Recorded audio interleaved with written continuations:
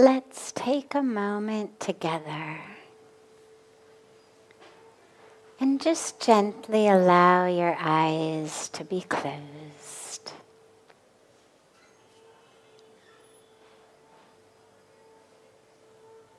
And allow yourself to really and fully arrive.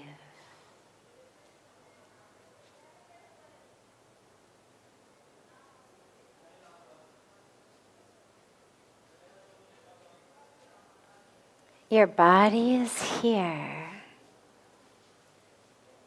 but where is your awareness?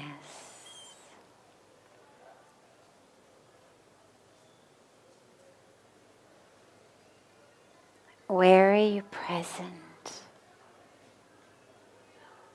Are you present here or somewhere else?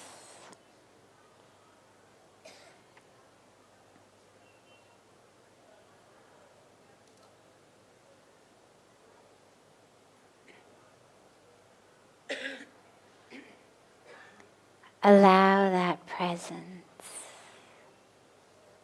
to arrive.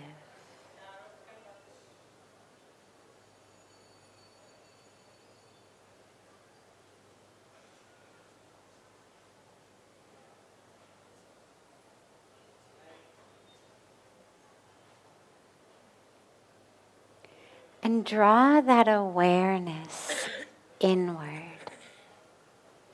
There's so much in the external world to attract our attention. Sights, sounds, sensations. But with our eyes closed, we're a big step to going inward. And then just allow yourself to gently unhook your awareness from the random movements happening in the physical world around you. Whether it's sounds or smells. Just notice that you do actually have the power to not have your mind be attached to them.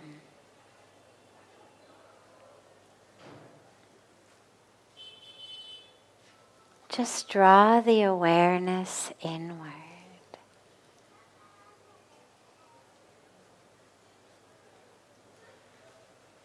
Draw it to your breath. And don't try to change the breath, but just allow it to be a powerful, massive anchor for your awareness, like a magnet for your awareness that's just pulling your awareness to it.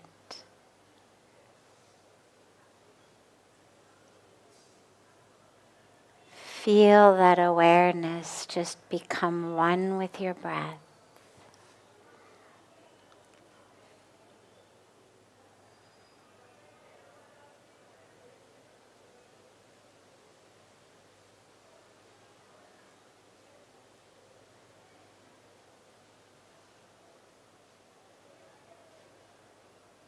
And just allow the breath to flow at its natural pace. As you inhale and exhale, but the awareness is fully merged into it. Not judging and commenting, but just merging into it, like a drop merges into the ocean.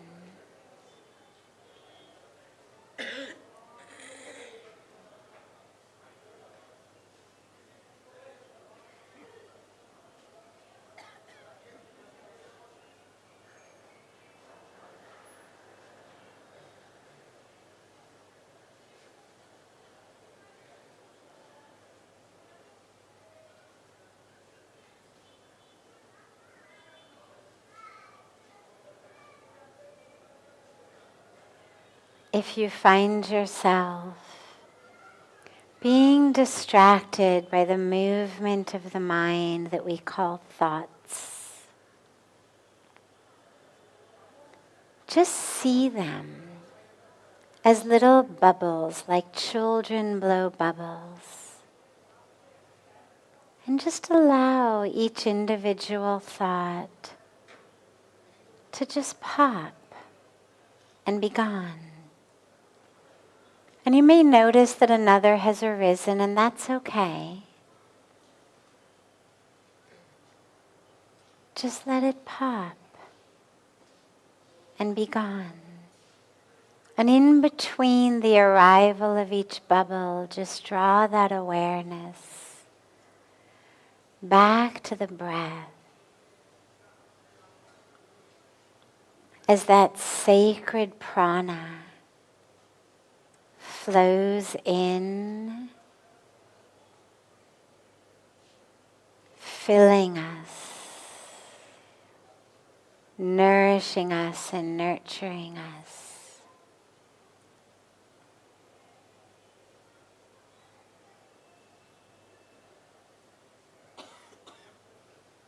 And as it flows out, as we let go back into the universe,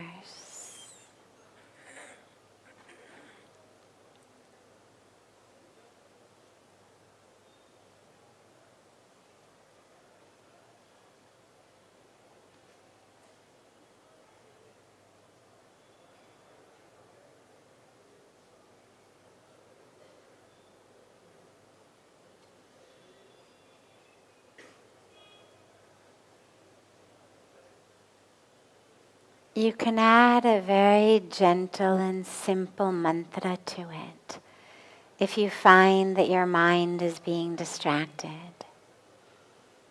And the mantra is so hum. On the inhalations, just allow yourself to silently chant to yourself as you inhale. So.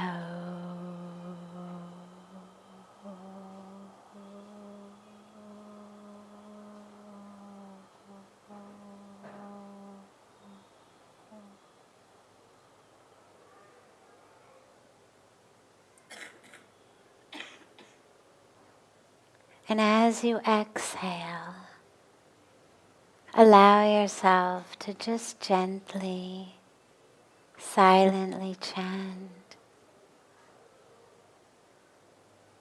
Hum.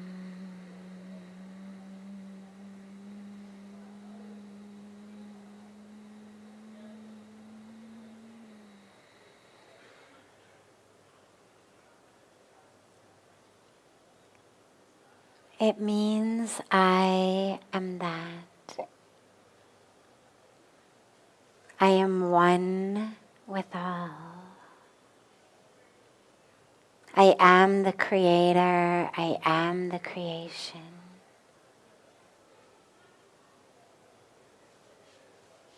I am it all.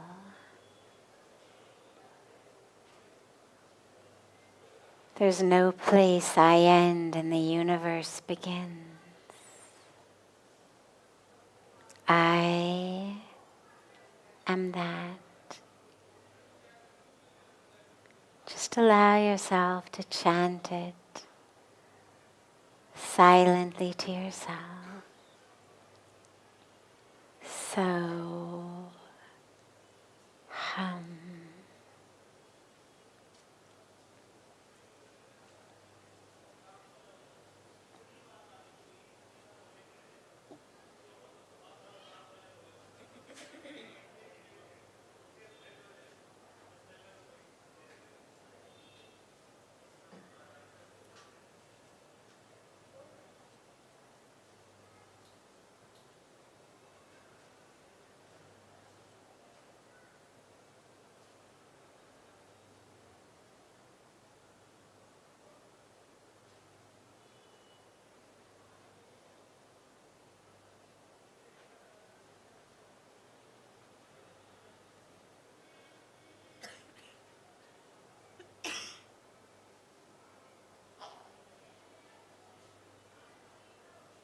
Slowly and gently, bring the palms of your hands together at chest level and rub them gently against each other.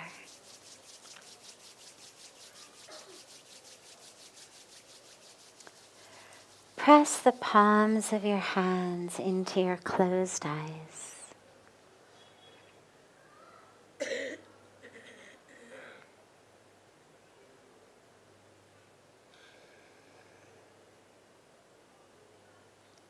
Slowly lower the hands and open the eyes.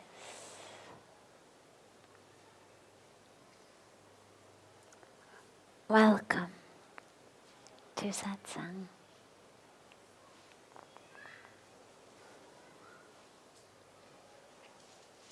So beautiful to be together with everyone. Starting as usual with a question that's come in advance, and then we'll open it up to any questions that anyone here has.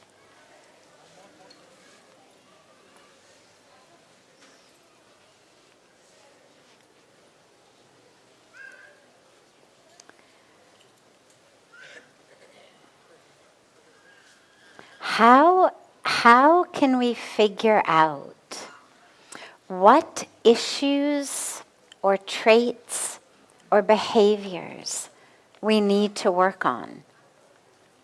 The ego does a pretty good job of hiding them from us. So how do we figure out what issues, traits, or behaviors we need to work on?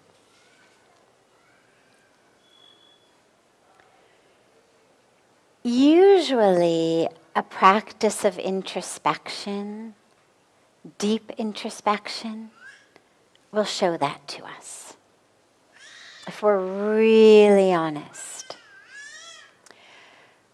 But if you find that even in a deep introspective process, the ego is still able to play its games, then a good way to notice is what things bother you as you move through the world. What things trigger you? And it may be very subtle. The more spiritual work we do, thankfully, the less triggered we get. But it's still there. What is it that triggers you? What is it that suddenly makes you feel angry, frustrated, jealous, resentful, guilty, shameful?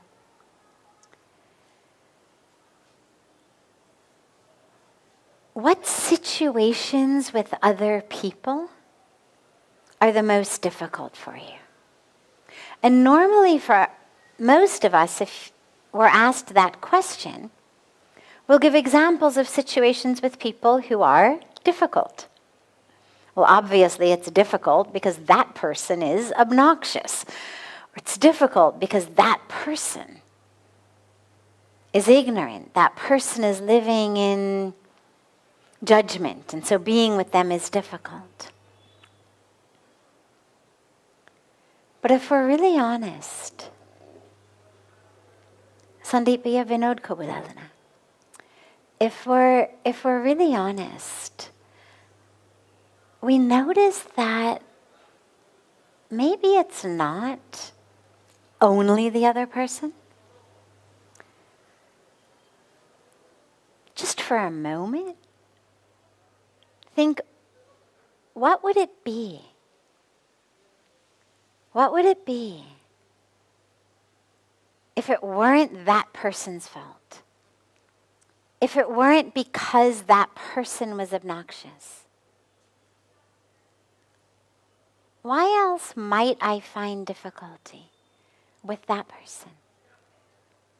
And these are all very good indicators that there's something within you. Sandeep, wo thoda sa iska. Vinod ko bulala hai na, usko aata hai. Thanks.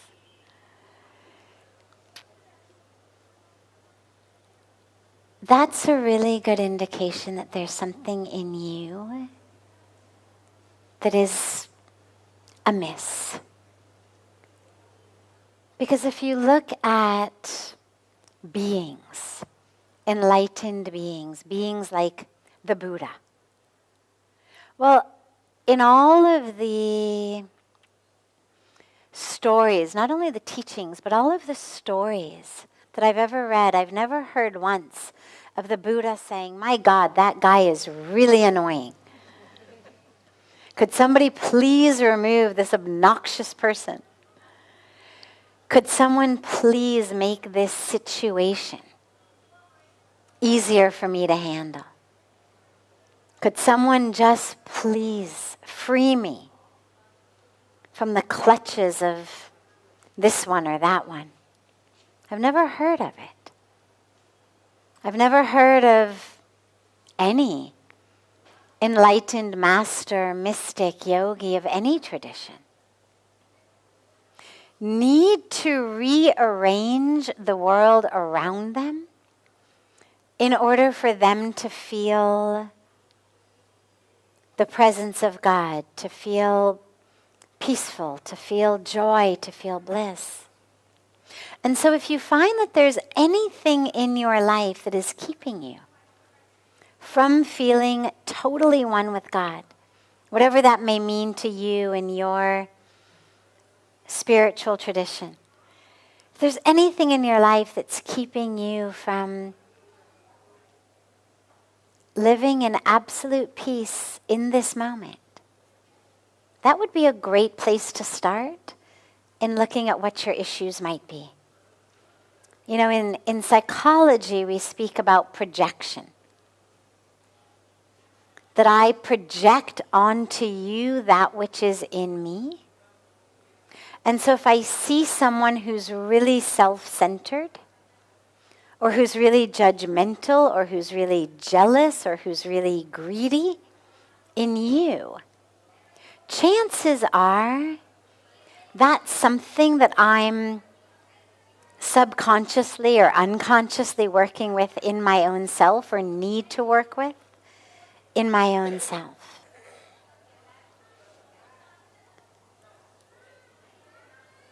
So look at it that way. If your introspection doesn't show you where the issues are, figure out where is it in life that you feel triggered. And then start there. And you'll get a lot of wisdom if you are really honest. And if you just for a moment assume that the problem is not the other person. If you just take it as a rule, the problem is never the other person. I'm not saying there aren't people who are obnoxious or are greedy or are annoying. But if it's something that's deeply upsetting me, that problem is within me. So start there. And you'll be able to ride the path of your own uncomfortableness to deeper truth and to deeper awareness.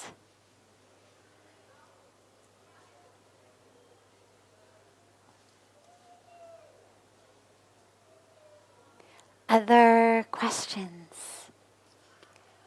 Any question that anyone here might have? Yeah. Thank you, Sadhviji. This week, another edition of the beautiful yoga festival ended.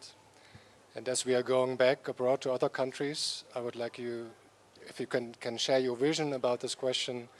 I think that times are changing, but that still for most people, yoga is primarily an asana practice. And what is your view on showing to people that yoga is more than that, and that's also important to investigate into that part of yoga? Sure, beautiful. How do we share in the world the teaching and the fact that yoga is more than asanas? That yoga is a a full way of living. You live it. That's how you share it. You live it. You know, we all want deep happiness. We all want deep peace. Everybody's looking for it. Everybody's looking for deep meaning in their life, purpose, fulfillment. We're all looking for that. If you embody that, you are going to be a magnet who people will come to and wonder, what are you doing? And how can I have some of it? Where do I get some of that? So you live it. You live yam and niyam. So when people are gossiping or people are stealing or hoarding or telling untruths or behaving in ways that are not in alignment with yam and niyam, or what in the West we call the yamas and niyamas. And they ask you why. You don't give them a lecture. It's not, I'm better than you. It's not from a place of being high and mighty and, yeah, I've come back and now you all have to sit at my feet and listen to me. Because all that does is drive people away. There's always a temptation. You found something, you learned something, you want to share it. But a lot of times, the more emphatically we try to share it, the more arrogant we come off as, the more of a know-it-all. And most people don't want to be told that they're living their lives in an incorrect way. They don't want to be told how to live. And so we end up actually achieving the opposite of our goal. When we go back and start with, oh, you'll never believe, here's what you need to do, here's how you need to change, here's how you need to live, listen to me, I'll tell you. It doesn't usually work. Instead, just live it. But when people ask you, why are you not doing this, or why are you doing that, or why have you changed this? Tell them. Because according to yam and niyam, which I practice, not which all the good people in the world practice, not which you need to practice, but just which I practice, which I've dedicated myself to practicing. This is what it says. And I have found that actually by practicing this,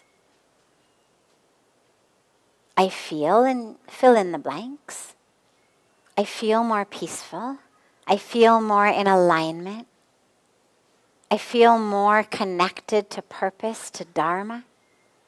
Whatever your truth is, but share it. When they ask.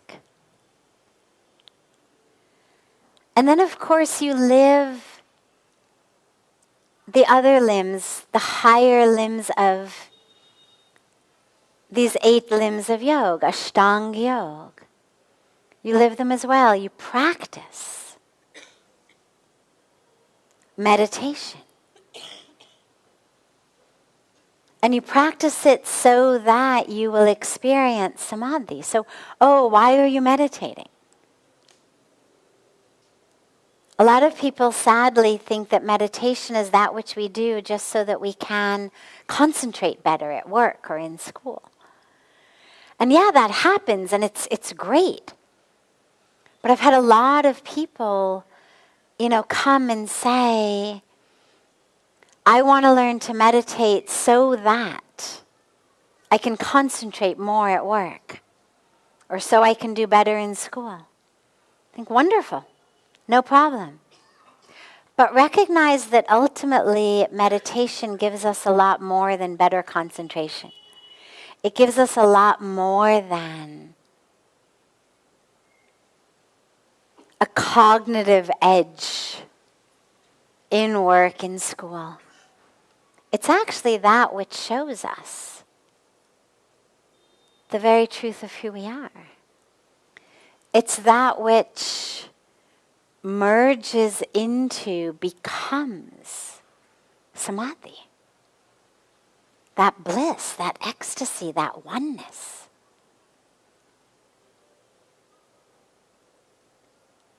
So when they ask, share it with them. But just be a magnet. Just be a magnet. You don't have to teach them. Just live it. And slowly, slowly, slowly, people they will be drawn by that magnet. And you'll be able to share.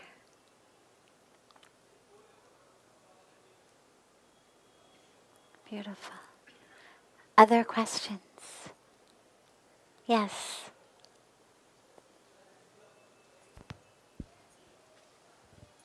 Namaskar. Sometimes we are stuck in some situations and we are not able to go out of it. So how Just can... 1 second, I'm so sorry.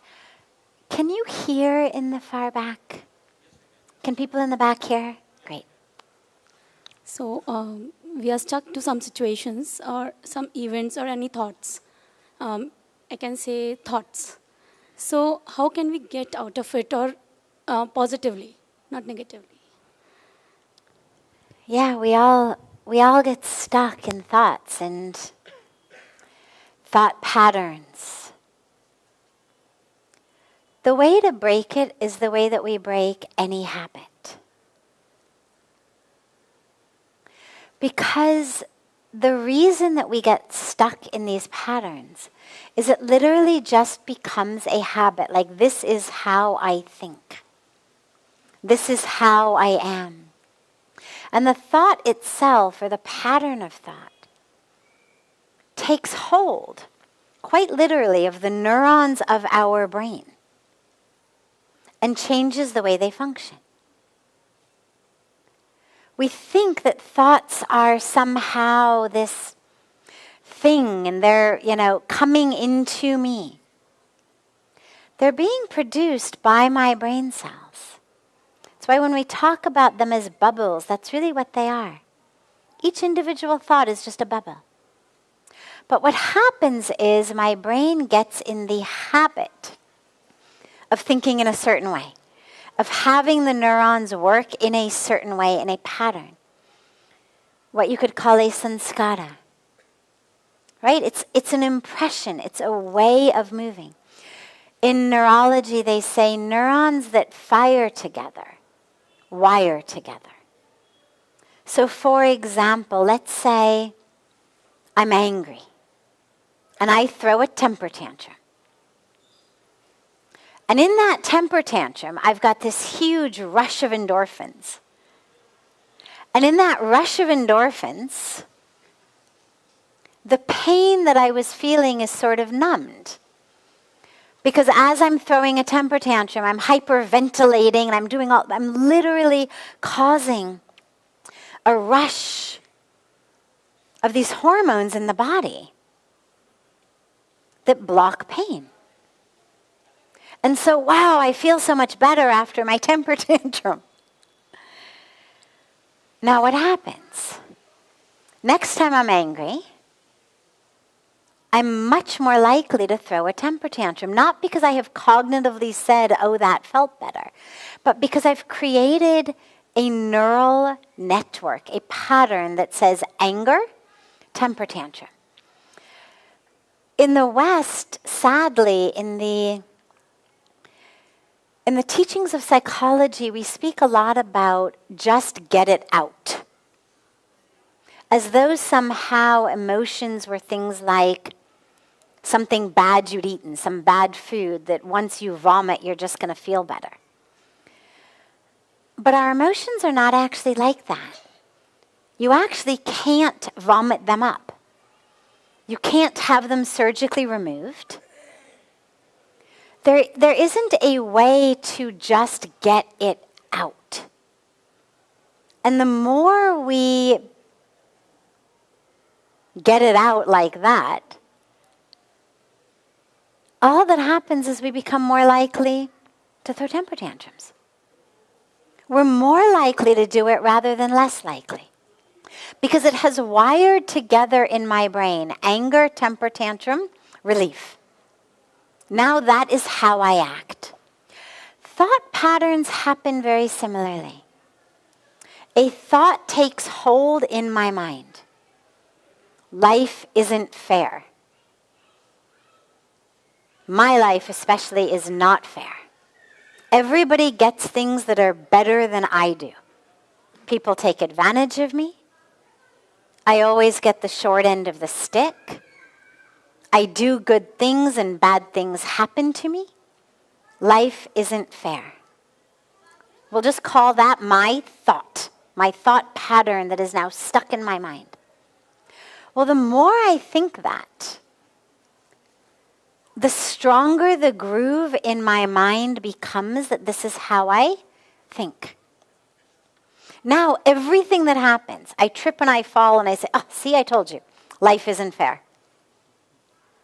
The guy next to me didn't trip on the rock. I tripped on the rock because life is out to get me. In some way, the universe is out to get me. I'm the one who always gets stuck doing this, doing that. I get no love, I get no appreciation, I get no reward, I get nothing. This is. Every time I think that, it gets deeper and deeper and deeper. And the problem is that when I say I'm not going to think that, I still make it deeper. I'm no longer going to think that life isn't fair. Not going to think that life isn't fair. Yes, I just tripped, but I won't think that life isn't fair. So, life isn't fair is still that which is flowing through my mind and my thoughts. The only way to break that habit is to give yourself a different way of thinking. Just a different way. If you take, let's take this piece of paper. Make it a little thicker. Now imagine that this is somewhat thicker, that it's maybe a piece of stone or a piece of wood or whatever it is. If I took my fingernail or a key or a coin and I went like this over and over and over again in one place, it would make a groove. If I then took water and I poured it over, most of the water would go into that groove. And the more water that flowed in that groove, the deeper the groove would get. And the deeper the groove got, the more likely it was that when I pour water, it's going to go in the groove. This is how river valleys are created. And it's how our thought patterns, our sanskaras, are created. Over and over and over again, an impression in our mind, in our neural networks. Every time I think life isn't fair, it's this. It's this. Then I trip and fall, means life happens. It's like the water. Whatever happens when that water falls, it's going to go in the groove. So whatever it is that happens in my life, it's going to come now into this groove. So what do? I start creating a new groove over here.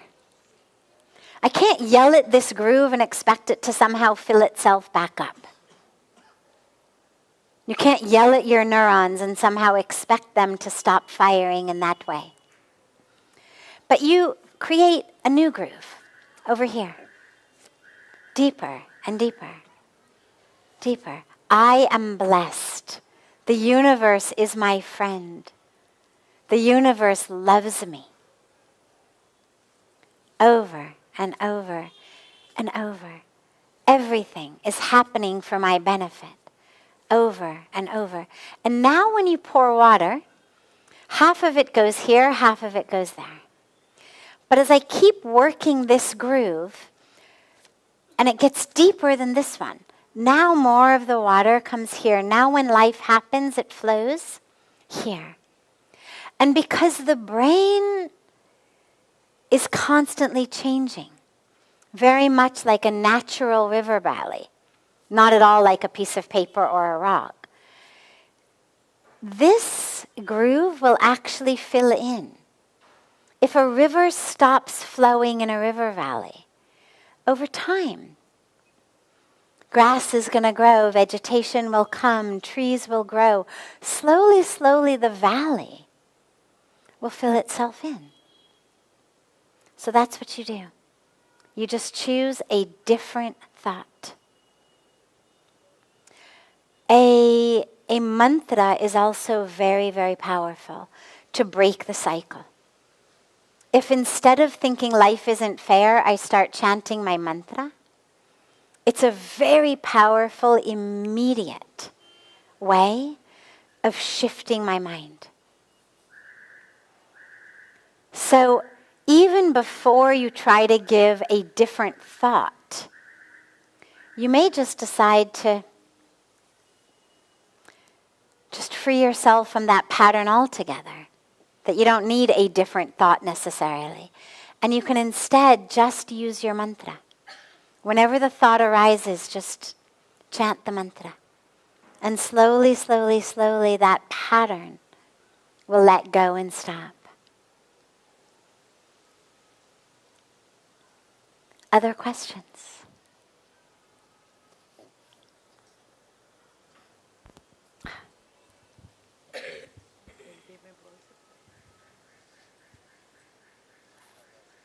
गुरु माँ प्रणाम जी। मेरा question है कि मैं जब भी ध्यान करने के लिए बैठती हूँ, वैसे बैठती तो नहीं हूँ, स्वतः ही कभी हो जाता है, तो मुझे बहुत डर लगता है। बहुत ज़्यादा डर लगता है, घबराहट होती है। पहले तो बहुत रोती हूँ, इतना रोती हूँ, फिर उसके बाद घबराहट शुरू हो जाती है। बहुत डॉक्टर्स को भी दिखाया, कोई प्रॉब्लम नहीं, घबराहट होती है। उसके बाद मुझे डेथ ही डेथ नजर आती है, डेथ ही डेथ, ऑलवेज डेथ। चिताएं जल रही हैं, वो उसके बाद मैं बहुत डर जाती हूँ, मैं अकेली भी नहीं बैठ सकती। Beautiful. So it's a question about meditation. She said, whenever I meditate, I get afraid. As I'm meditating, I start having these experiences and just seeing death, images of death, feelings of death. And I get so afraid that I panic. And I come out of my meditation. She said, I can't sit and meditate alone because I'm so afraid. Meditation is in many ways a death. It is a death of the ego. And that's the ego. All of this fear is the ego saying, don't meditate. Don't meditate, because as we meditate, we become freer and freer of the ego. We start seeing the truth of who we are. And so the ego panics. And it'll do whatever it needs to do to get you out of meditation. For some people, it just reminds us of all of the things we have to do. Oh my God, I forgot to do this. Oh my God, I forgot to do that. Oh my God, what if the coffee pot is still on? The house is going to burn down. Oh my God. And for other people, it actually shows things that we are afraid of, that make us want to come out of our meditation. But when you have those experiences, realize, yes, there is a death. Death is happening. Moment. Not from meditating, but death of the ego is happening. And so let it happen. It's nothing to be afraid of. Darkness.